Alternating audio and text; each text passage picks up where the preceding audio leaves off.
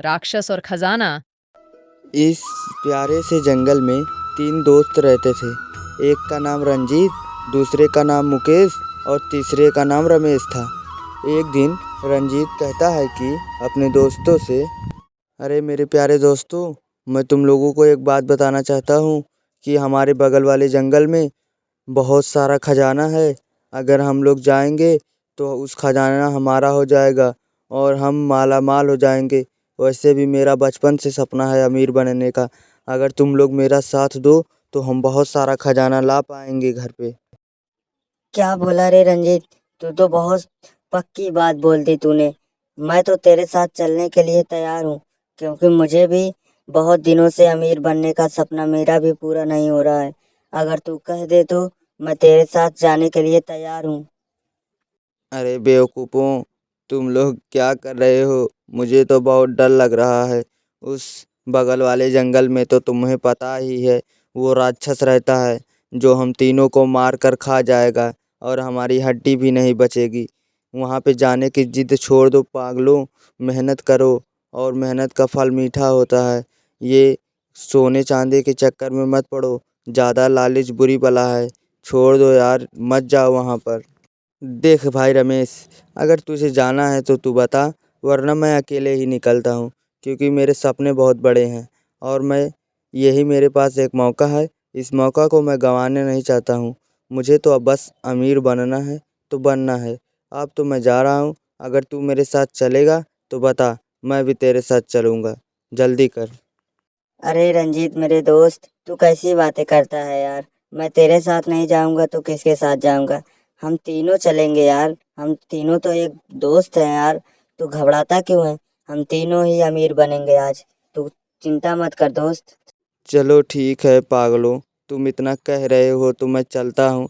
लेकिन उस जंगल में वो राक्षस रहता है। तुम्हें तो याद है ना, उस तांत्रिक ने उस राक्षस को कैसे कैद किया था। चलो ठीक है दोस्तों। इतना कहने के बाद तीनों दोस्त एक एक बैट लेकर वहाँ से निकल जाते हैं और आगे घने जंगलों में बातें करते हुए रंजीत और रमेश आगे बढ़ने लगते हैं। और मुकेश तो बहुत ज़्यादा डरा हुआ था। जैसे ही वो आगे जाते हैं, उनके सामने बहुत बड़ा पहाड़ पड़ता है।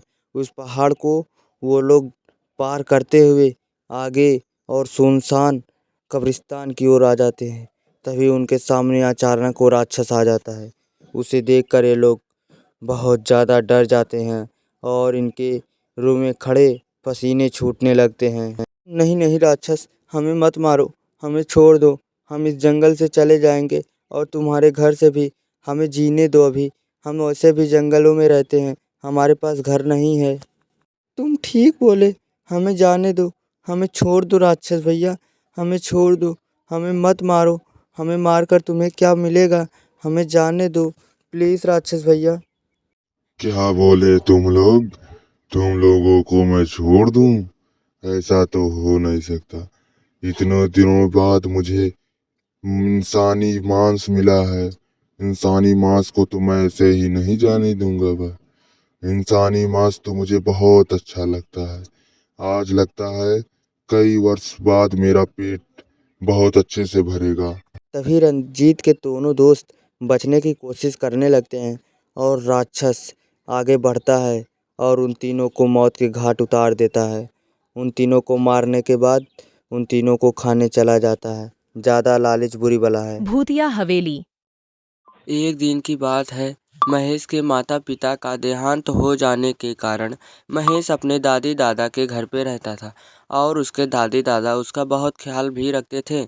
एक दिन सुबह महेश अपने दादी दादा से बातें कर रहा था, तभी वहाँ पर सेठ आ जाता है और महेश के दादाजी कहते हैं कि आइए आइए सेठ जी, आपका यहाँ कैसे आना हुआ?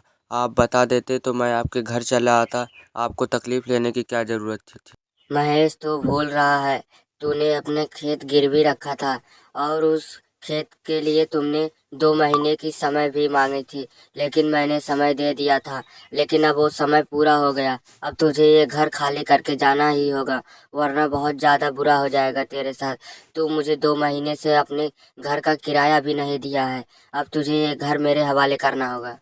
नहीं नहीं सेठ जी, ऐसा मत कीजिए। हम लोग बेघर हो जाएंगे।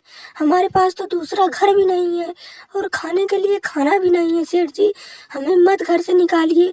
हम आपके पैसे जल्दी ही लौटा देंगे। ये बच्चा है छोटा सा, ये कहाँ पर जाएगा सेठ जी? हाँ हाँ सेठ जी, हम आपके पैसे जल्दी ही लौटा देंगे। मुझे 2 दिन को और टाइम दीजिए सेठ जी। मैं आपका पैसा 2 दिनों में ज़रूर से लौटा दूंगा। आज तो हमारे पास एक भी पैसा नहीं है, नहीं तो मैं आपका पैसा दे देता। सेठ जी हमें माफ़ कीजिए, हमने आपको तकलीफ़ दिया, लेकिन 2 दिन में मैं आपका पैसा दे दूंगा। मैं कुछ नहीं सुनना चाहता। मुझे मेरा पैसा अगर आज शाम तक नहीं मिला तो तुम दोनों लोग ये शाम तक घर खाली करके चले जाना, वरना धक्के मार के इस घर से निकाल दूंगा तुम लोगों को। तुम लोगों का नाटक बहुत ज़्यादा हो गया। अब मैं जा रहा हूँ। इतना सब कहने के बाद सेठ अपने घर की ओर निकल जाता है। तभी ये लोग आपस में बातें करने लगते हैं और महेश कहता है कि दादाजी, क्या अब हमें रोड पर रहना होगा? हमारे पास तो खाने के लिए भी कुछ नहीं है। आज सुबह से हम लोग कुछ खाए भी नहीं हैं। अब हम लोग ये घर खाली कर देंगे दादाजी। अब हम लोग कहाँ रहेंगे? नहीं नहीं बेटा, तुम चिंता मत करो, मैं कोई तो उपाय करता हूँ। अब क्या करें? अब तुम्हें लोगों को मुझे लेकर कहीं पर जाना ही होगा। रोड पे तो मैं तुम लोगों को लेकर जा नहीं सकता बेटा। अब मुझे तुम लोगों को लेकर जंगलों में जाना होगा। वहाँ पर मैंने एक घर देखा है, वहीं पर अब हम लोग रहेंगे जंगलों में। चलो बेटा, अब हम लोगों के पास कोई भी उपाय नहीं है जंगलों के अलावा। अगर हम जंगल में रहेंगे तो हमें फल भी मिल जाएंगे खाने के लिए। क्या जी, अब हम लोग जंगल में रहेंगे? सुनने में आता है कि जंगल में तो चुड़ैल रहती है। अगर हम लोग उस जंगल में जाएंगे तो चुड़ैल तो हमें मार के खा जाएगी। तब हम लोग क्या करेंगे? हमारे साथ एक छोटा बच्चा भी है, इसे कुछ हो गया तो? नहीं नहीं, तुम चिंता मत करो, मैं इस बच्चे को कुछ नहीं होने दूंगा। मैं तुम लोगों के भले के लिए कह रहा हूँ। तुम लोग मेरे साथ चलो जंगलों में, मैं तुम लोगों को कुछ नहीं होने दूंगा। इतना सब कहने के बाद दादाजी अपने परिवार को लेकर गांव से जाने लगते हैं और धीरे धीरे से वो गांव से निकलने लगते हैं और बहुत दुखी के साथ अपने गांव को छोड़ते हुए वो लोग आगे बढ़ने लगते हैं। जैसे ही आगे बढ़ते हैं तो उनको एक घने जंगलों से गुजरना पड़ता है, जहाँ पर ढेर सारे जुगनू चमक रहे थे और डरावना डरावना सा पेड़ था। वो लोग आगे बढ़ते गए और उनके सामने एक बड़ी सी हवेली आ गई और वो लोग उस हवेली के अंदर चले गए। हवेली के अंदर जाते ही अचानक से उन लोग रुक गए और आपस में बातें करने लगे। दादी जी कहती हैं कि ये हवेली तो बहुत ही डरावना है। इस हवेली में हम लोग कैसे रात गुजारेंगे? मुझे तो बहुत डर लग रहा है।